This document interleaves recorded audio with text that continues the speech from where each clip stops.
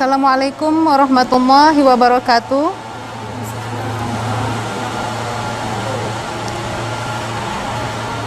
Alhamdulillahirabbil alamin. Allahumma shalli ala sayyidina Muhammad wa ala ali sayyidina Muhammad. Ibu-ibu yang dirahmati Allah, dalam Al-Quran terdapat lautan makna yang tiada batas.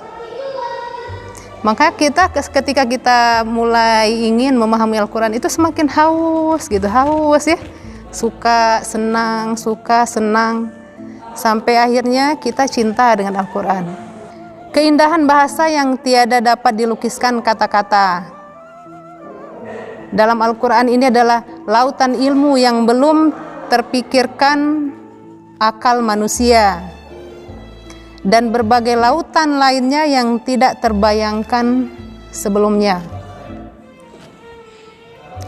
Oleh karena itu, mereka yang telah berinteraksi dengan Al-Quran sepenuh hati pasti merasakan getaran keagungan yang tiada banding. Mereka dapat merasakan sebuah keindahan yang tidak terhingga, yang dapat mengubah orientasi dunia menjadi sesuatu yang teramat kecil. Hidup di bawah naungan Al-Quran merupakan suatu kenikmatan yang tiada dapat dirasakan kecuali oleh mereka yang benar-benar merasakannya. Itu suatu kenikmatan yang mengangkat jiwa, memberikan keberkahan, dan menyucikannya. Alhamdulillah, Allah Subhanahu wa Ta'ala telah memberikan kenikmatan itu pada diriku untuk hidup di bawah naungan Al-Quran beberapa saat dalam putaran zaman. Di situ aku dapat merasakan kenikmatan yang benar-benar belum pernah aku rasakan sebelumnya sama sekali dalam hidupku.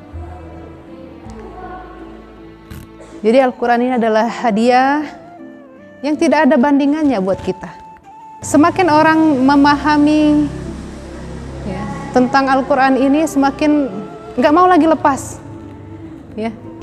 Selalu, ya Allah, rahmatilah kami dengan Al-Quran, selalu setiap hari diagungkan. Dan ini adalah orang-orang yang berilmu yang memiliki hal seperti ini.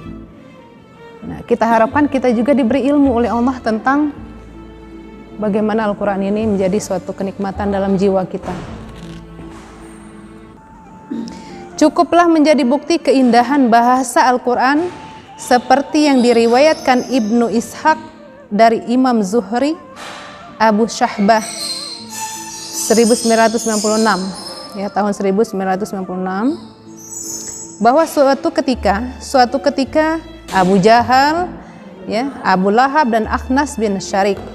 Nah, mereka ini secara sembunyi-sembunyi mendatangi rumah Rasulullah SAW pada malam hari. Kenapa? Mau mendengarkan bacaan Al-Quran. Luar biasanya sebenarnya bagi mereka-mereka yang bukan Islam. Justru mereka yang membenci Islam. Tapi, karena indahnya sebenarnya Al-Quran, indahnya, hati kolbu itu sangat tersentuh. Siapapun yang mendengarkannya, termasuk ini musuh-musuh Rasulullah. Jadi secara diam-diam mendengarkan lantunan ayat Al-Quran yang beliau baca dalam sholatnya. Mereka bertiga ini mengambil tempat yang berbeda. Mereka bertiga memergoki satu sama lainnya. Mereka saling mencela.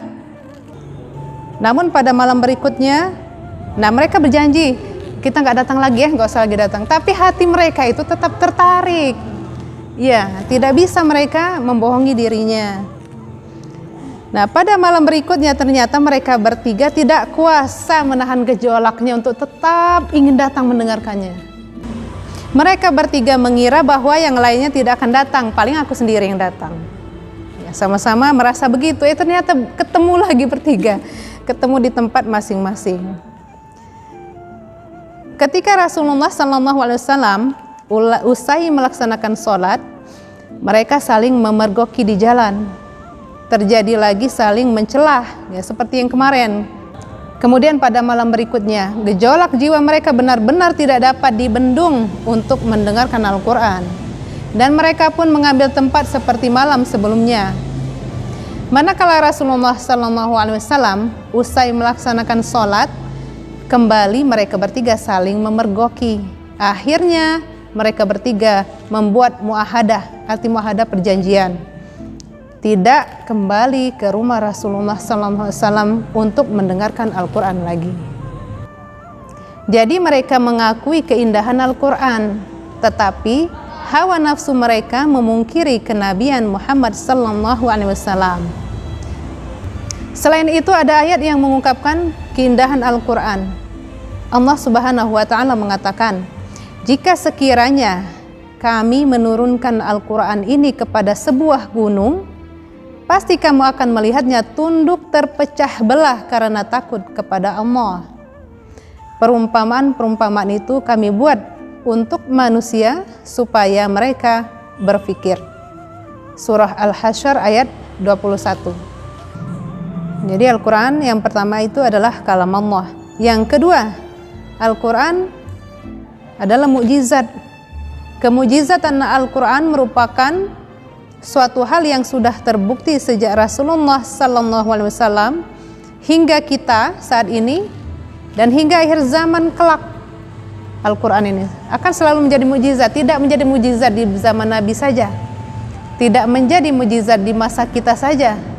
Jadi mukjizat sampai nanti akhir zaman kelak. Jadi ketika kita nanti meninggalkan dunia, lalu kita berpesan dan menitipkan pesan kepada anak cucu kita, jangan pernah tinggalkan Al-Quran. Insya Allah selamat. Ketika kita meninggalkan anak-anak cucu kita, ada rasa tenang, mudah-mudahan mereka berpegang kepada Al-Quran. Lalu yang ketiga, Al-Quran itu diturunkan kepada Nabi Muhammad SAW. Al-Quran diturunkan Allah Subhanahu wa Ta'ala langsung kepada Rasulullah SAW melalui malaikat Jibril alaihissalam. Allah menjelaskan dalam Al-Quran, sesungguhnya Al-Quran ini benar-benar diturunkan Tuhan semesta alam. Dibawa turun Ar-Ruh Al-Amin Jibril ke dalam hatimu Muhammad, agar kamu menjadi salah seorang di antara orang yang memberi peringatan dengan bahasa Arab yang jelas. Asy-Syu'ara ayat 192 sampai 195. Lalu yang kelima, Al-Quran ini membacanya bernilai ibadah. Ini saya berulang-ulang menyebutkan ini ya, karena saya ingin sekali ya mengajak gitu ya, mumpung kita diberi umur ya. Ya, jadi mungkin yang lain udah bosan dengerin ngaji lagi disuruh Umi, ngaji lagi suruh Umi. Insya Allah yang lain sudah melaksanakannya, tapi saya tidak akan bosan-bosan untuk menyampaikannya. Mudah-mudahan ini menjadi syafaat. Insya Allah memang menjadi syafaat, menjadi penolong kita. Dalam setiap huruf Al-Quran yang kita baca, ada nilai ibadah yang tiada terhingga besarnya. Itulah keistimewaan Al-Quran yang tidak dimiliki apapun yang ada di muka bumi ini. Allah berfirman, sesungguhnya orang yang selalu membaca kitab Allah, mendirikan sholat, dan menafkahkan sebagian dari rezeki yang kami anugerahkan kepada mereka dengan diam-diam dan terang-terangan, mereka itu mengharapkan perniagaan yang tidak akan merugi, agar Allah menyempurnakan kepada mereka pahala mereka dan menambah kepada mereka karunia-Nya. Sesungguhnya Allah Maha Pengampun lagi Maha Mensyukuri.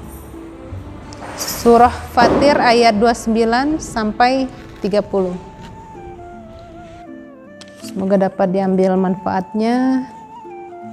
Lebih dan kurang saya mohon maaf. Saya akhiri. Assalamualaikum warahmatullahi wabarakatuh.